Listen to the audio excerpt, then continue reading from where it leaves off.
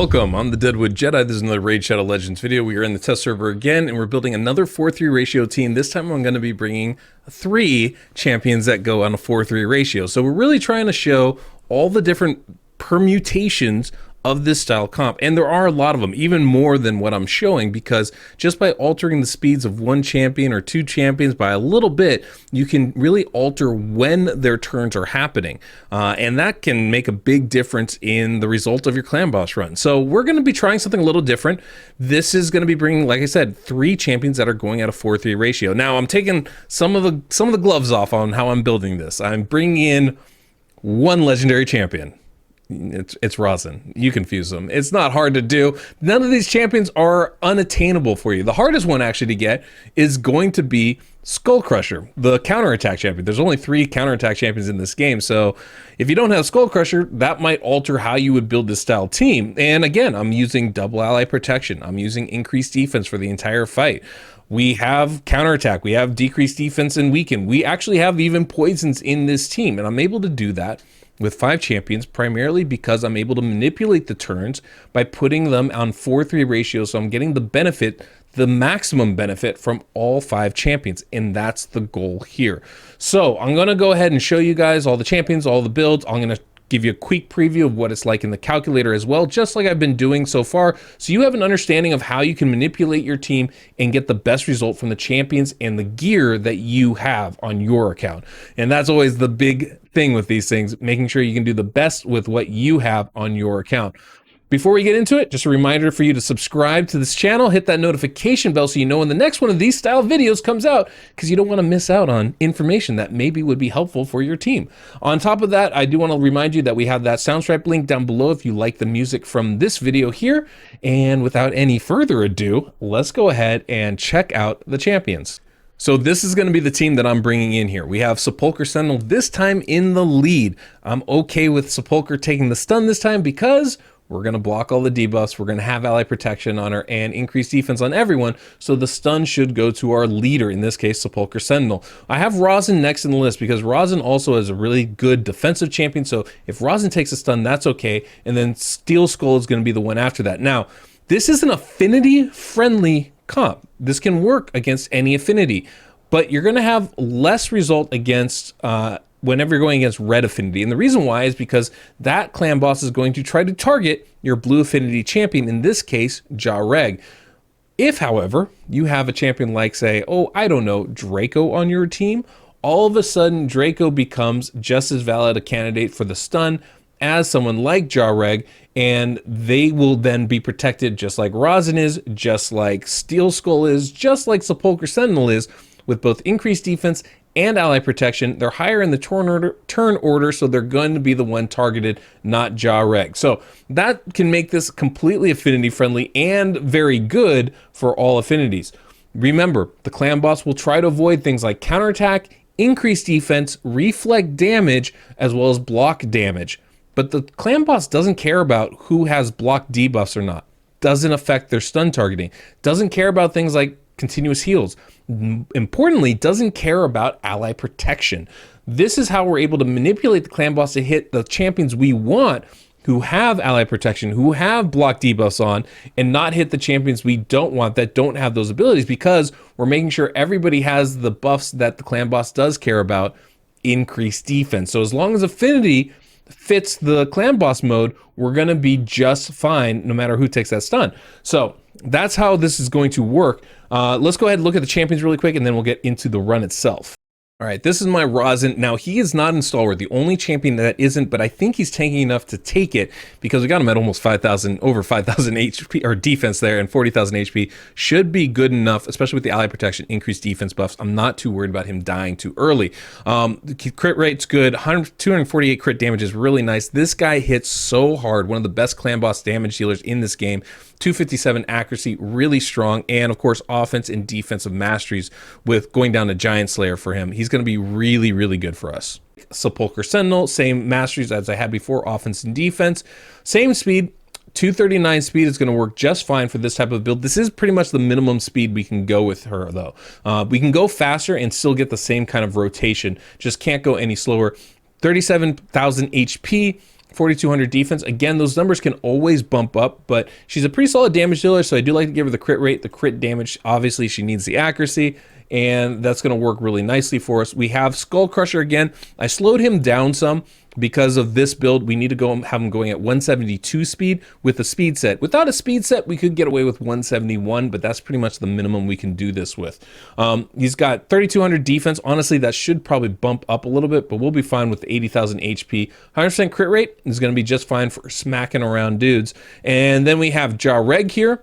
And I had to slow my Jareg down to about 228 speed. I think we can go as low as like 225 for both the two slowest 4-3 champions, Jareg, Steel Skull. We can get down to about 225, but which one's fastest is going to determine the turn order. So this is why I have him at 228, 3,000 defense, 93,000 HP is going to be great. 100% crit rate now, and good accuracy is going to work. Again, offense and support masteries to get more healing from his continuous heal.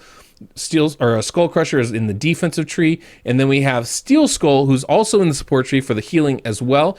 Putting Steel Skull in defense tree might be a better result for us overall, but this is also going to help land those poisons more often, extend those poisons more often. Those are things that are valuable for us.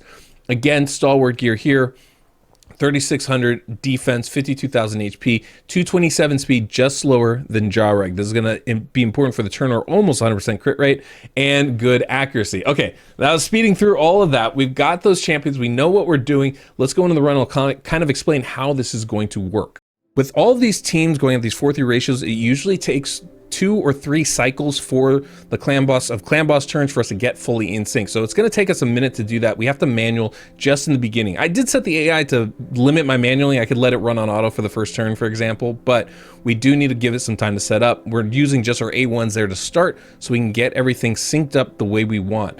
Including Rosin and Skull Crusher, we're going to want to wait for the decreased defense, for the counterattack, till after that first stun, so that we're getting the maximum benefits out of those. We are going to use we're going to use Sepulchre Sentinel's block debuff ability right here between the AoEs so we can stay affinity friendly. Doesn't matter what affinity we're facing, those debuffs aren't going to land as a result of that. Steel Skull, we're also going to want to wait till after that first stun to use her increased defense ability. And there we go, got that. We're protected. Jareg's ally protection is already out. Now we're going to continue using our A1s as we cycle through and wait for this first stun to land. After that, we're going to be pretty much set, and we can pretty much click auto.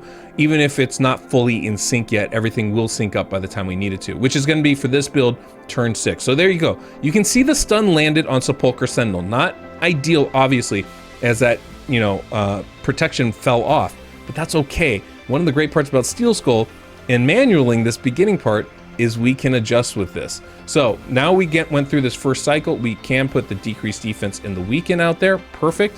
Now, it's unfortunate in some ways because I would love to use Steel Skull's A3 right now. That's the timing we actually want for this. But it's more important that we cleanse Sepulchre and stay affinity friendly. So we're going to go ahead and cleanse that debuff. You can see how that's such a valuable skill she has. We can get the counterattack up right now, and then Sepulchre Sentinel is going to take their turn. Perfect. We're in sync. Nobody missed a turn. All the skills are going to be perfectly used in sync going forward. We're just going to have to continue manualing Steel Skull just a little bit longer, unfortunately. But we don't fully fall into sync until turn 6 anyway, so it's not a big deal. We'll just keep using that A1. Drop those poisons, baby. Keep them up. You got the decreased defense and weaken from Rosin, which is great. And now we're going to use that block debuff, increased defense ability from Sepulchre again to keep us affinity friendly. There goes the A1 from Skull Crusher. And we're fully in sync right now. We're getting counterattacks from Rosin. We're getting it from Steel Skull. That's about it. Jareg right now, but it's not going to last. And here we're going to use that ally protection ability from Jareg. And obviously it's not necessarily an ideal time, but it's going to work as far as once we get fully in sync, that everything's going to happen at the perfect spot. More importantly, we have ally protection on everybody we need it that should be taking the stun. So I'm not concerned about us surviving at this point going forward. There goes the stun. Hit Jareg. Again, not ideal, but we don't want to use Steel Skull's A3 at this point. We want to use her A2, so this is fine. There goes the heal. Remove the stun. Perfect for us. Here goes Sepulchre Sentinel right there. A1 from Jareg. We are fully in sync at this point. A2. There you go.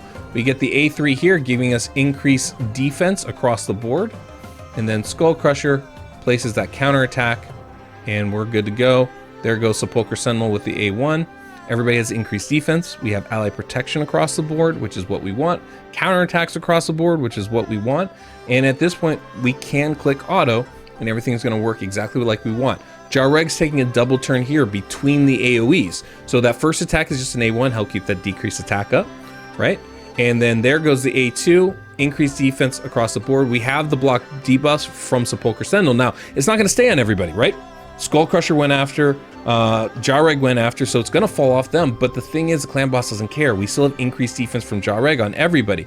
So the people that have it, Steel Skull, Sepulchre Sentinel, Rosin, all of which also have ally protection. This is what's going to keep us very friendly, very affinity happy. Now, I did turn off Steel Skull's A2, which if Jarreg ends up taking too much damage and he's vulnerable and like way lower HP than everybody else, when that stun comes along and he takes it, it would be nice to have Steel Skull go ahead and cleanse that for us. So that is something you can keep that A2 skill up.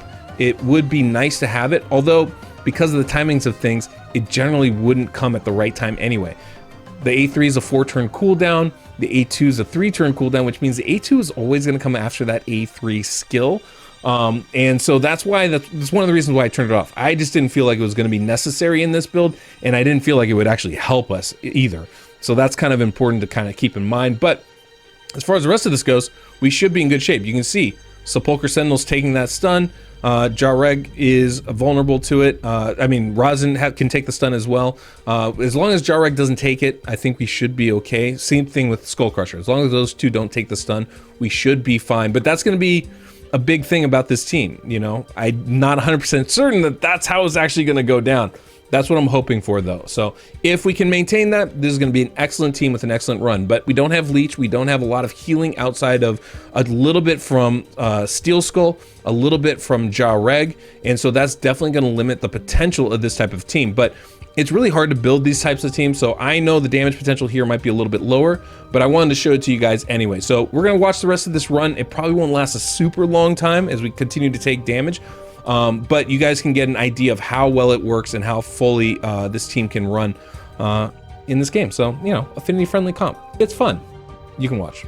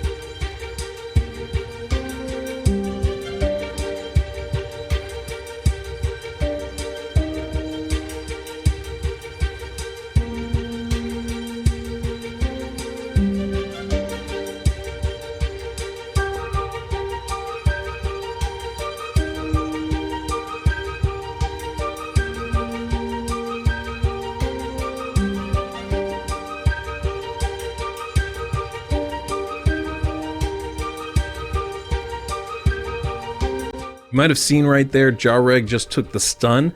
That's going to throw the timing of this team completely off at this point. And so at this point, Jarreg's probably going to be using his skills at times where we don't necessarily want it. It's not going to be the end of the world, but it does mean that at points like here, the second AoE, it's very likely that our champions are going to die, specifically Sepulchre Sentinel, and that's going to throw everything off. So kind of keeping aware of that is an issue. We could always fix that by, you know, giving him some, see there goes Jarreg, he died, Sepulchre almost died.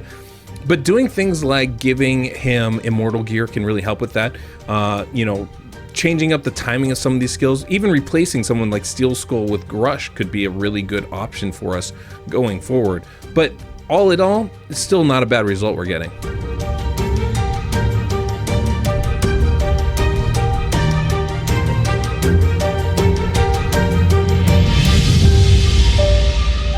So there we go, 23.34 million damage is not a bad result, I don't think at all. Now, obviously, it's not optimal, right? I would hope for a team like this, we could get, closer to 2 key damage. Definitely a better 3 key damage run than what we did here. But, we learned a lot watching this. And if this was at my actual team that I was trying to continue to optimize, I would look at that and learn a lot from it. I'd be like, oh, you know what Jarrag needs? He needs a bit of immortal gear so he can heal up a little bit more. Or you know what we need to do? We need to actually enable Steel Skull's A2 skill.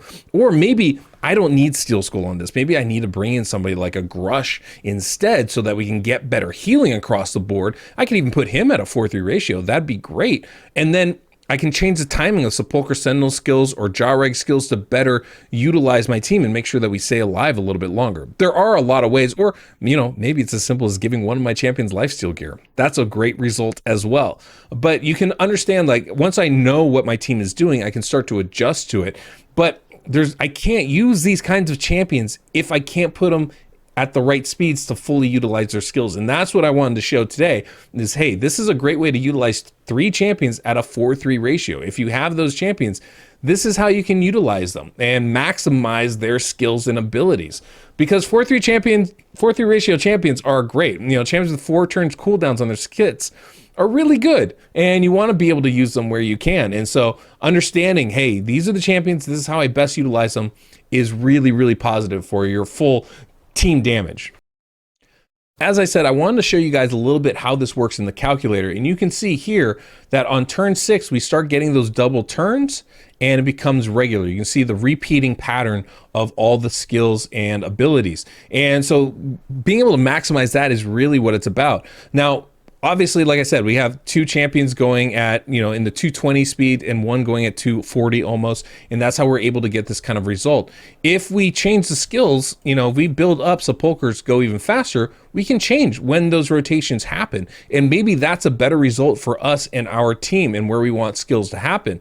But not always, right? It really does depend. We can bring another champion up into those 240 ranges, and it can change the timing of the skills as well, just based off of that. So you can see if we're not careful, things can go really, really different. And maybe that's a good thing, right? Maybe we wanted a double turn before the AoEs and then the other 2 double turns happening right before the stun. That could be a really good result for us. It all depends on what we want and how we want to design it to make it work best for us. So there's always a lot of flexibility in this. One of the things though you want to try to do is keep increased defense up as long as possible, keep ally protection up for as long as possible really, and just get as much damage as you can while blocking the debuff. So depending on the champions you bring in, there's lots of ways to do this, and the speeds are really going to determine where these abilities lie. And it's not just those 3 champions, right? It's also the other champions. I can change Rosin's speed and it will affect the turn order of stuff. So making sure to have that, it still stays in sync,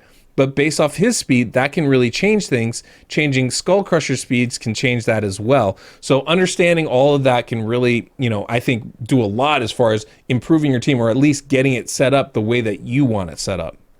That's all we got for today. Hopefully this was helpful and educational. You guys learned a little something. Maybe you thought of some new ways to use different champions for your team, or just build your team a little bit better to maximize the damage results that you can put out there.